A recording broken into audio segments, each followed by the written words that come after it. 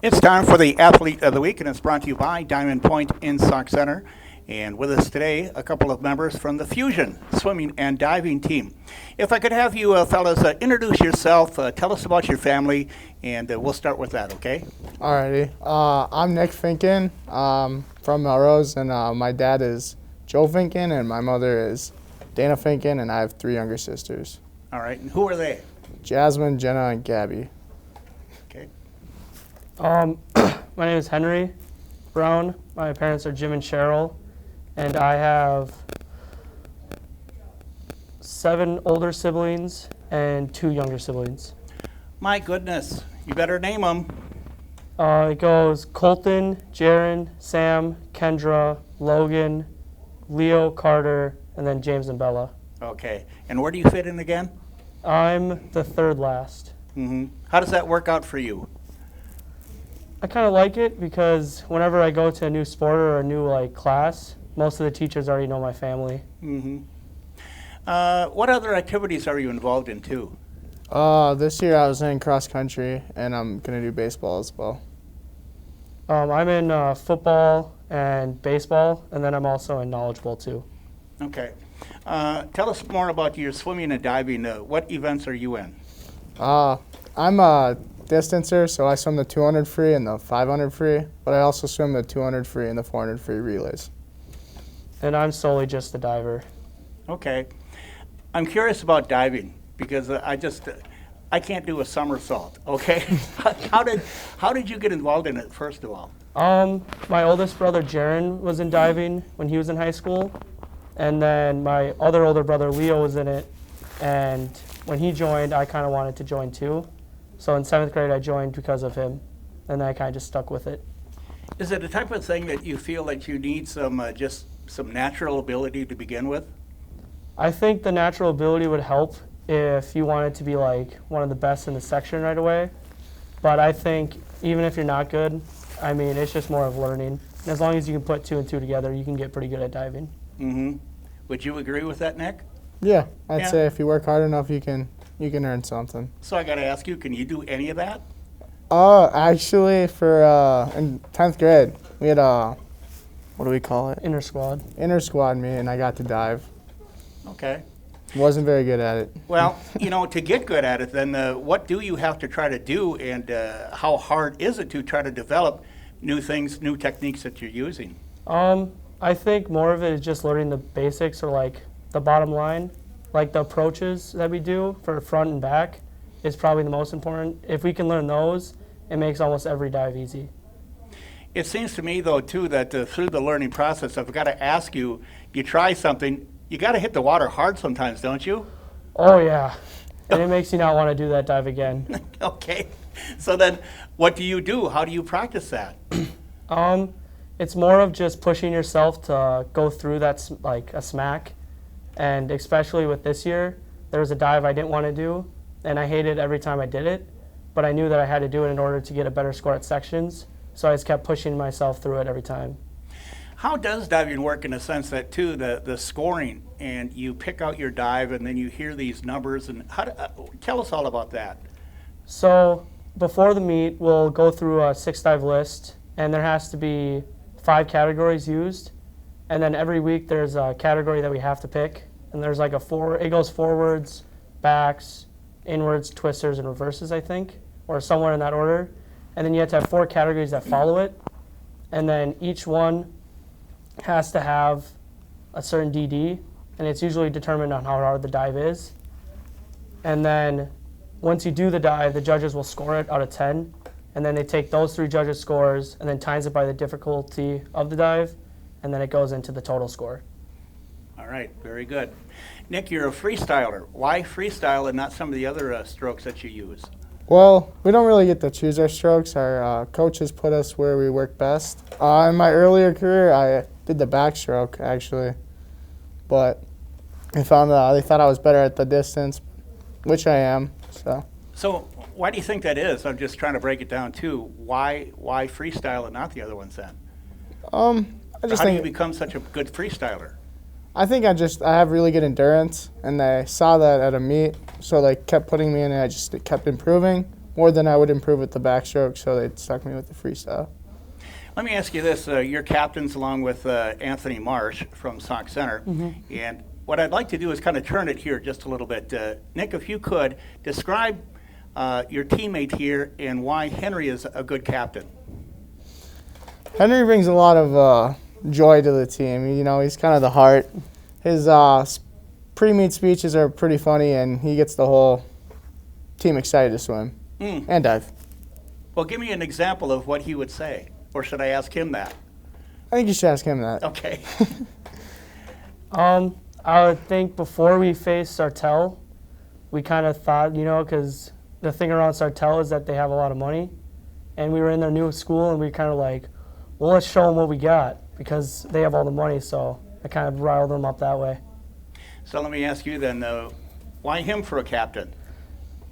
Nick is an amazing leader, and especially he does really good with the younger swimmers. And I think that's really good for when you keep them involved and you show them that the seniors care about the younger people.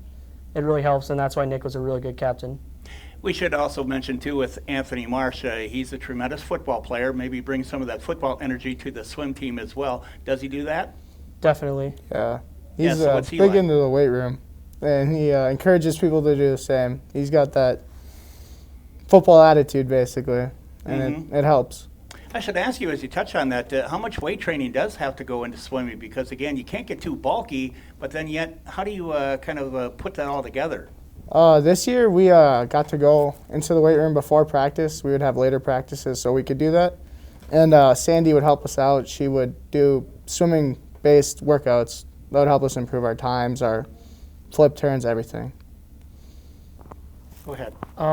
Well, for diving, it really helps if, like, we do a lot of cores for diving. Like, if we do twist, it involves our core a lot. So going to the weight room to help master that and also help with our, like, overall trying to get a better jump on the board, using weights really helps with that.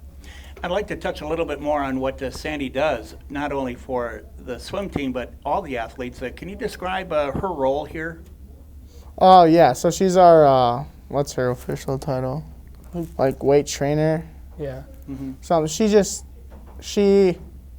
takes her time, does the research, finds out which workouts help with which sports. Like football, you're going to want to focus on just like an overall strength, where in like cross country or another like endurance sport, you're going to want to work other muscles like your legs and so on. Yeah. Yeah. I'd like to bring up the dynamic between Sauk Center and Melrose to come together as teammates then. You're obviously rivals in football and what the other sports, but how do you put it all together and how do you handle it personally with somebody from another school? With like Sauk Center, especially for like Fusion, having the name Fusion really helps because then it kind of shows that we're a part of a team. And usually a lot of the people that join swimming from Sauk, they usually have the same kind of mindset as us. So it's really easy to become friends with them and then wanting to like be teammates with them. Yeah, I'd say there's always jabs at each other. It's all fun. We don't actually clash too much during the swim season, but outside of that, we're instantly rivals again. So let's touch on then the coaches. How do the coaches help you and the team develop all of that? Tremendously. They're the reason we are the team that we are. They work very hard to help us reach our max potential. I agree with that, especially this year because my diving coach, Carolyn Masho, she was sidelined this year with a pregnancy. And so Coach Schreiner from Sauk was our diving coach for the year, and he was really a big help with our diving year. So I want to touch on, too, with the school. How have you been surviving in school now? Take us through, say, a year ago up until now. Well, COVID has made it a lot different, jumping from different schedules like the block schedule back to our 7th. That was rough, especially during a season, like a sports season. You got a lot to worry about, homework and still trying to get all that sleep. I kind of feel like with COVID, it kind of took a lot of motivation out of the year, especially for school, but also with like sports too.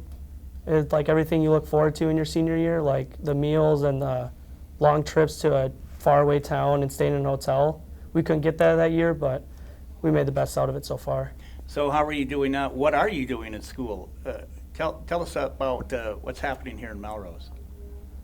Oh, just the normal. You're all back into school now? Yeah, we're full like 7-hour days, and it's pretty much the same. Besides, we have to wear masks, and we're back to normal. There's still some of our friends though that are distance learning. Yeah, and that kind of makes it a little hard when we don't get to see some other people. Like if our friends chose to go distance learning for sports or just their own personal reasons, kind of makes it hard to get the school feel. I do want to touch on again, just outside of swimming and diving too, other activities. What are you interested in? Anything outside of school and sports? Well, yeah, I would say I like. I like a lot of things. Like, I'm trying to get into cars. Me and Henry hang out all the time. I think spending time with friends is the most important thing I do outside of school. I would probably have to say the same thing. I hang out with friends most of the time, but I also really like watching professional sports, mostly football and baseball, but basketball's all right sometimes. So now that you're seniors too, what about next year? Well, I plan on joining the military, but I've had an injury, so I don't know if I'll get in. If not, I'm just going to go to a technical college. Okay. Yeah. I'm planning on going to St. John's next year, but barring anything unexpected, I'm probably going to choose to go there. All right. So overall, now that you're seniors, you look back at everything, how has your experience been here to be a Melrose athlete? Pretty good.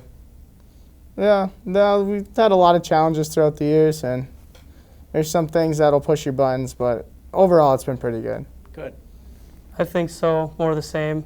We've had a lot of good athletes before us, so it's kind of nice to see them and learn that we can do that, even though we're from a small town. All right. Real good. Thanks for being with us. Well, thank Yep, you. no problem. Okay, that's the Athlete of the Week brought to you by Diamond Point and Sauk Center here on Mid-Minnesota Sports.